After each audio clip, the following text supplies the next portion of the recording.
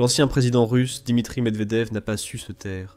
Il a déjà proféré de nombreuses menaces par le passé. Porte-parole indirect de Vladimir Poutine, Medvedev est toujours prompt à brandir le poids de la Russie avec ses paroles dès que les choses ne vont pas dans le sens de Poutine. Mais cette fois, la Russie est allée trop loin avec ses propos durs, et les États-Unis en ont assez. Le président américain Donald Trump a répondu aux menaces les plus récentes de Medvedev par un déploiement spectaculaire de sous-marins nucléaires qui a mis toute la Russie en alerte. Le 1er août, la nouvelle est tombée que le président Trump avait ordonné à 2 sous-marins nucléaires américains d'être positionnés dans ce qu'il a appelé des régions appropriées. Après les propos fermes de Medvedev, comme souvent, Trump a utilisé Truth Social pour faire l'annonce officielle. Basée sur les déclarations très provocatrices de Dmitri Medvedev, l'ex-président russe et actuel vice-président du Conseil de sécurité de la Fédération de Russie. J'ai positionné 2 sous-marins nucléaires dans les régions appropriées. Au cas où ces déclarations insensées et incendiaires seraient plus que cela, a écrit Trump. Les mots sont importants et peuvent souvent avoir des conséquences imprévues. J'espère que ce ne sera pas le cas ici. Après avoir choqué le monde pendant quelques heures avec son message, Trump s'est adressé à la presse devant la Maison-Blanche, plus tard le même jour. Merci de votre attention à cette affaire. Là-bas, il a dit aux journalistes que les États-Unis devaient réagir suite à une menace qu'il jugeait très crédible pour le pays. Si rien n'était fait, la Russie pourrait avoir l'impression de détenir toutes les cartes dans la bataille nucléaire de représailles avec les États-Unis. Nous devions faire cela. Nous devons simplement être prudents, a déclaré Trump, semblant vouloir donner l'impression que cette décision n'était pas prise parce qu'il croyait qu'une menace nucléaire était imminente. Les États-Unis doivent être préparés au pire, plutôt que de lancer immédiatement une frappe sous-marine nucléaire contre la Russie. Trump a déclaré qu'une menace avait été proférée et jugée inappropriée, l'obligeant à agir avec prudence dans l'intérêt de la sécurité du peuple. L'ancien président russe a proféré une menace et nous protégerons notre peuple. Ces commentaires supplémentaires nous donnent une réponse à la question de savoir pourquoi cette décision était nécessaire. Mais il y en a d'autres. Quelques jours avant la déclaration choc de Donald Trump sur Truth Social, tout a commencé. Le 31 juillet, une attaque aérienne russe dévastatrice sur Kiev a tué plus de 24 personnes selon Al Jazeera. Donald Trump était furieux.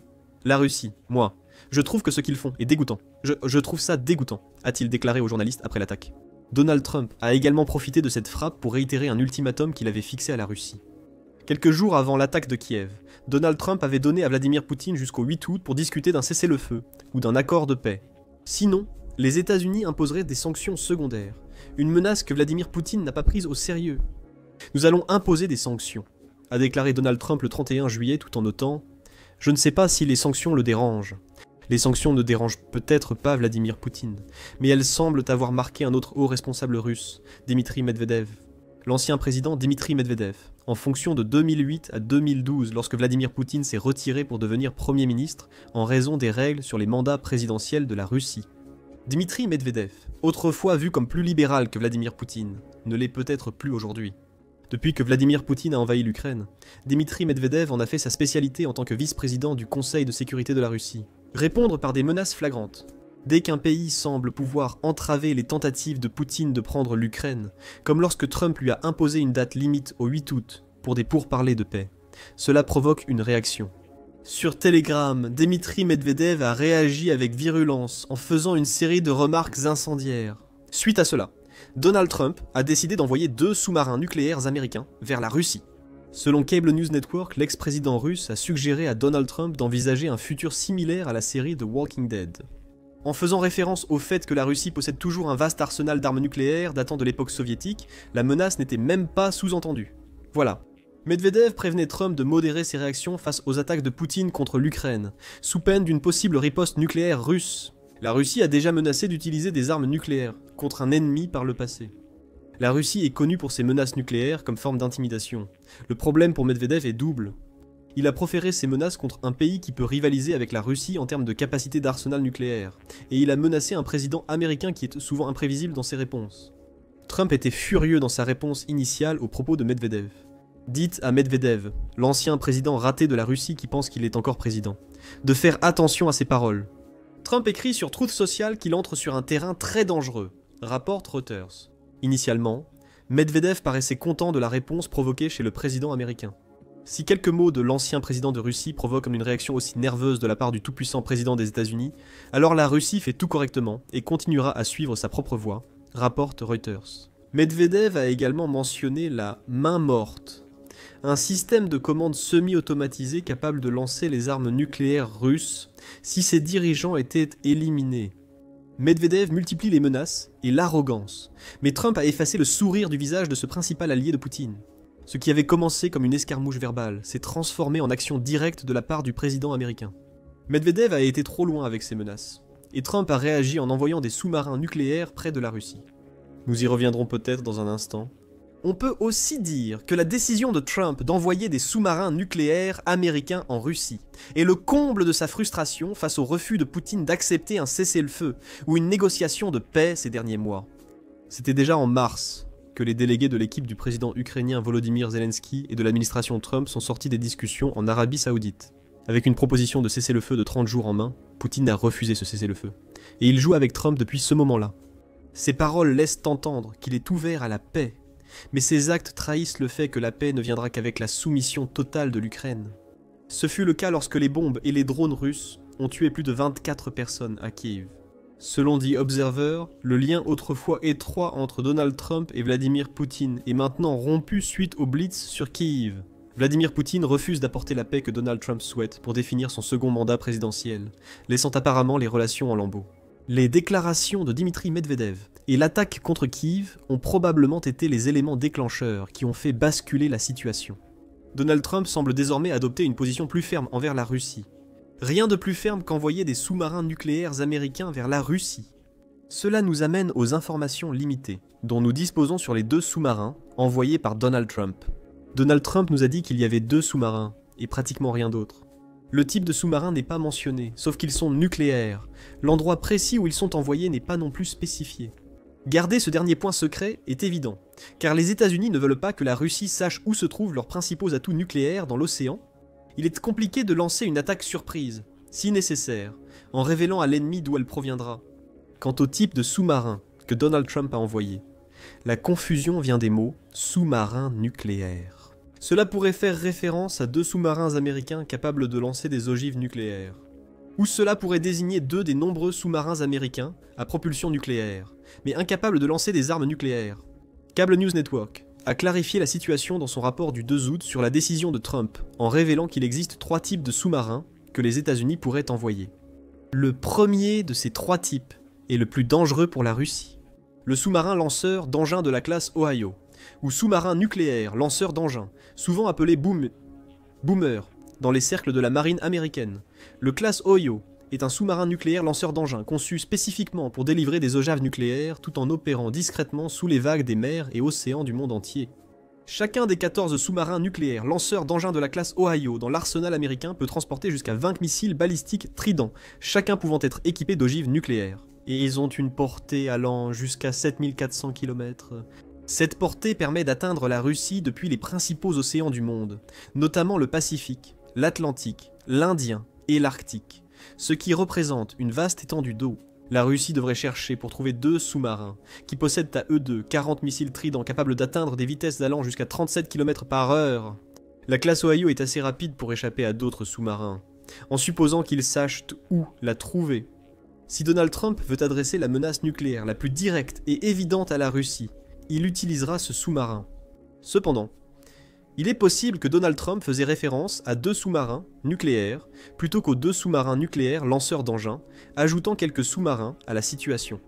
Premièrement, les États-Unis ont transformé 4 sous-marins de la classe Ohio de sous-marins nucléaires lanceurs d'engins en sous-marins lanceurs de missiles de croisière. Sous-marins nucléaires lanceurs de missiles de croisière durant les années 1990. Ces 4 sous-marins possèdent la même vitesse, la même furtivité et la même autonomie que leurs homologues sous-marins nucléaires lanceurs d'engins, ainsi que le même moteur nucléaire. Cependant, ils sont équipés de missiles de croisière Tomahawk au lieu de Trident. Beaucoup de missiles de croisière Tomahawk. Chaque sous-marin nucléaire lanceur de missiles de croisière de classe Ohio possède 154 missiles Tomahawk, selon Cable News Network. Chacun de ces missiles ayant une portée de 1600 km et transportant une ogive contenant jusqu'à 450 kg d'explosifs. Avec la portée réduite du Trident, un sous-marin avec des Tomahawk devrait s'approcher bien plus près de la Russie, opérant probablement dans l'Atlantique ou l'Arctique. L'essentiel à propos de ces sous-marins est que leurs missiles Tomahawk sont destinés à des frappes terrestres.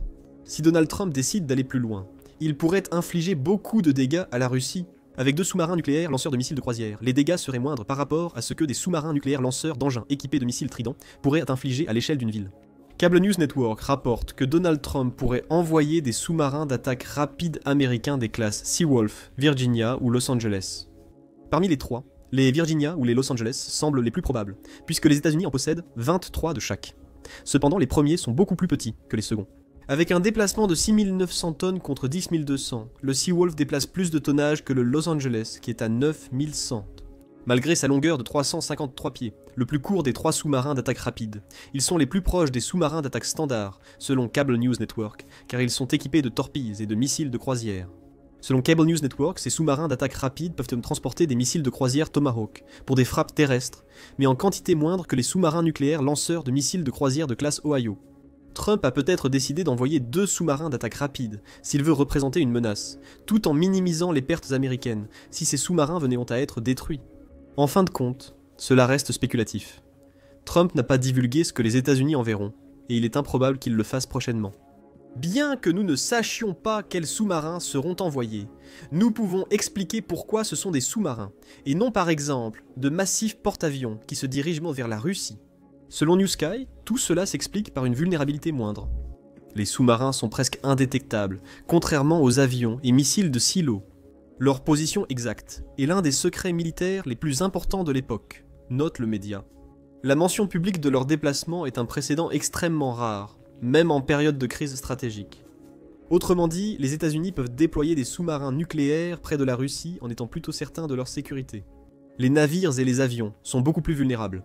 Même les silos qui abritent dans les missiles balistiques intercontinentaux américains, ou missiles balistiques intercontinentaux, sont plus faciles à cibler que les sous-marins. Si les États-Unis optent pour la voie nucléaire, l'aspect dissuasif des sous-marins nucléaires entre aussi en jeu. Les États-Unis ont envoyé des sous-marins nucléaires. La Russie sait maintenant qu'elle pourrait être attaquée depuis 4 océans. Il est possible que cela se soit déjà produit par le passé. Les États-Unis ne sont pas très transparents sur les mouvements de leurs sous-marins nucléaires. Mais maintenant, la Russie reçoit le message fort et clair des États-Unis. L'Amérique ne va pas rester les bras croisés face à des menaces nucléaires, même en l'air. Toutefois, la réaction à ce message n'a probablement pas été celle attendue par les États-Unis. Selon Steve Rosenberg, rédacteur en chef de la British Broadcasting Corporation en Russie, la réaction initiale en Russie à l'annonce de Trump n'est pas la peur. Il cite plusieurs commentateurs militaires russes et des membres de l'armée à la retraite qui se sont exprimés dans le journal russe Moskovski Komsomolets. Un commentateur a déclaré que Trump faisait essentiellement une crise de colère avec cette annonce. Un lieutenant général russe à la retraite a également accusé Trump de bavardage inutile, tout en affirmant que ce genre de grande déclaration, c'est ainsi que Trump s'amuse. Ces commentaires donnent autant de l'impression que la Russie ne prend pas au sérieux les 2 sous-marins nucléaires. Certains doutent même de leur existence. Est-ce de vrais sentiments, ou simplement du bluff des commentateurs russes, qui tentent de sauver la face après que Medvedev soit allé trop loin dans ses menaces? Nous ne le saurons peut-être jamais. Nous ne connaissons pas non plus vraiment la réponse à la grande question. Que va-t-il se passer ensuite? Le journaliste de la British Broadcasting Corporation, Gary O'Donoghue, dit que tout cela n'est qu'un jeu de devinette à ce stade, lorsqu'il rend compte de l'annonce de Trump. Il n'est pas vraiment clair à quel point c'est sérieux, déclare O'Donoghue. On nous rappelle constamment de prendre au sérieux les actions et les paroles de Trump, et ce sont maintenant des actes. Il s'agit d'une escalade significative dans la réponse des États-Unis aux menaces nucléaires souvent proférées par la Russie, nous obligeant à envisager le pire scénario possible, un incident nucléaire. Si cela se produit, les États-Unis et la Russie sont à peu près à égalité.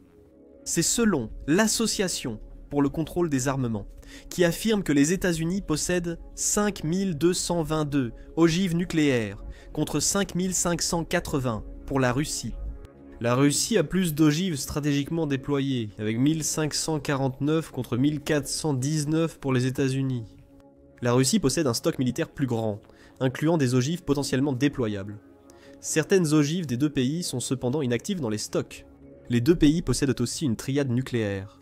Selon le Centre pour le contrôle des armements et la non-prolifération, la triade américaine inclut les bombardiers B-2 et B-52. Les premiers peuvent transporter jusqu'à 16 ogives nucléaires, les seconds en transportent 20. Les États-Unis possèdent, selon le centre, 20 B-2 et 46 B-52, ce qui leur donne un total potentiel de 1240 ogives nucléaires qu'ils peuvent lancer depuis les airs. Le nombre réel est sans doute inférieur, mais cela illustre la menace manifeste que représente l'aspect aérien de la triade américaine.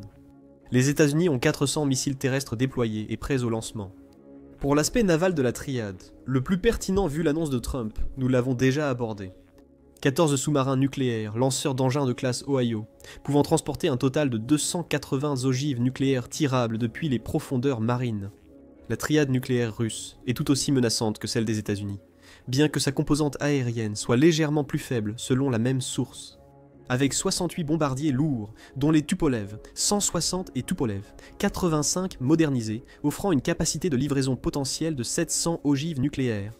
On pense également que la Russie a déployé 306 missiles balistiques intercontinentaux stratégiques, qui réunissent 1185 ogives nucléaires, ce qui donne au pays une forte capacité terrestre. Toutefois, les États-Unis dominent aussi sur mer. La Russie possède 11 sous-marins nucléaires, lanceurs d'engins, chacun pouvant transporter 16 missiles nucléaires, pour un total potentiel de 176 missiles équipés de plusieurs ogives. Mais en réalité, cela importe peu, en supposant que les arsenaux nucléaires des deux pays soient pleinement opérationnels, ce qui est une grande hypothèse vu les défis d'entretien de tels arsenaux massifs. Les États-Unis et la Russie pourraient s'anéantir mutuellement avec leurs stocks, ils détruiraient probablement le reste du monde avec eux. En cas de réelle guerre nucléaire, Trump n'irait probablement pas si loin dans sa décision. Nous ignorons si les sous-marins déployés sur ordre de Poutine peuvent transporter des armes nucléaires. Évoquer une confrontation nucléaire est donc peut-être prématuré. La seule certitude est qu'une rencontre entre les États-Unis et la Russie aura lieu. Selon Axios, Trump envoie son émissaire de la Maison-Blanche, Steve Witkoff, en Russie, pour discuter avec les représentants de Poutine, comme rapporté le 31 juillet à Pismo-Djako. Witkoff a probablement été chargé de convaincre Poutine de prendre au sérieux la date limite des sanctions de Trump. Et il aura désormais l'avantage de 2 sous-marins nucléaires, potentiellement présents dans les eaux russes, à faire valoir lors de cette conversation. Nous pouvons affirmer avec une certaine confiance que ces sanctions seront appliquées si Poutine ne respecte pas la date limite du 8 août fixée par Trump. Ces sanctions visent à pénaliser indirectement la Russie. Les États-Unis menacent d'imposer des tarifs douaniers aux pays faisant affaire avec elle, plutôt que de la sanctionner directement. La Chine et l'Inde, gros acheteurs de pétrole russe, se verraient imposer des tarifs douaniers s'ils continuaient leurs achats. Malgré les sanctions américaines, la Russie ne serait pas directement affectée. Les sanctions secondaires pourraient exercer une pression économique suffisante sur les acheteurs russes pour qu'ils se retirent, réduisant ainsi les fonds affluents vers la Russie pour financer la machine de guerre de Poutine. Il reste à voir si les sanctions seront efficaces. Néanmoins, l'Ukraine encourage les États-Unis à poursuivre dans cette voie.